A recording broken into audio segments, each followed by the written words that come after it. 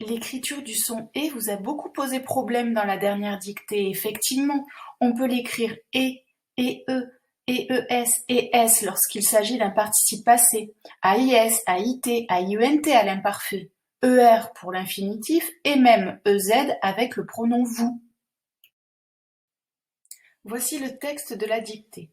J'ai mis des points d'interrogation rouges aux endroits qui vous ont posé problème. Avant de se lancer, il est très important d'écouter le texte en entier et dans sa tête, d'essayer d'identifier le temps des verbes.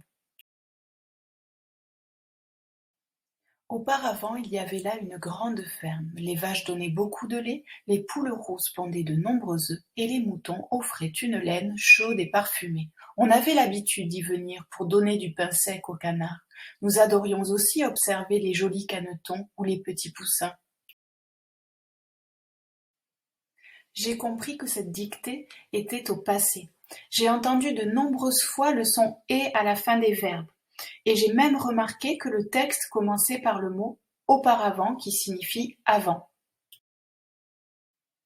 Observons le début de la dictée. Si je vais un peu vite, j'écris « et » accent à la fin des verbes. Mais en faisant cela, je ne conjugue pas mes verbes. « Et » accent est utilisé toujours avec un auxiliaire. Je ne dis pas les vaches donnaient et accent, mais les vaches ont donné.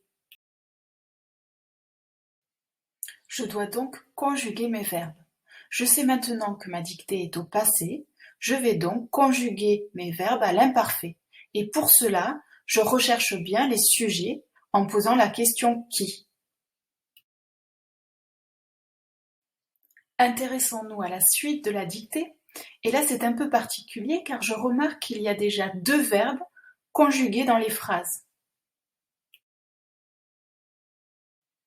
J'observe les deux verbes principaux qui sont bien conjugués à l'imparfait. Je vais pouvoir maintenant me demander si je dois utiliser « et » accent ou « ER » pour les autres verbes de la phrase. Je vous rappelle la règle.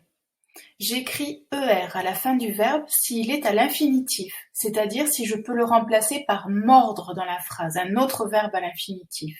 Par contre, j'écris et à la fin du verbe si lorsque je remplace, j'entends mordu.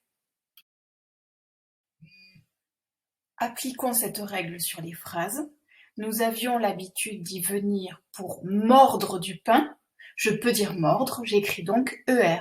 De même, nous adorions aussi mordre des jolis canetons. Je peux dire mordre, j'écris également ER à la fin du verbe.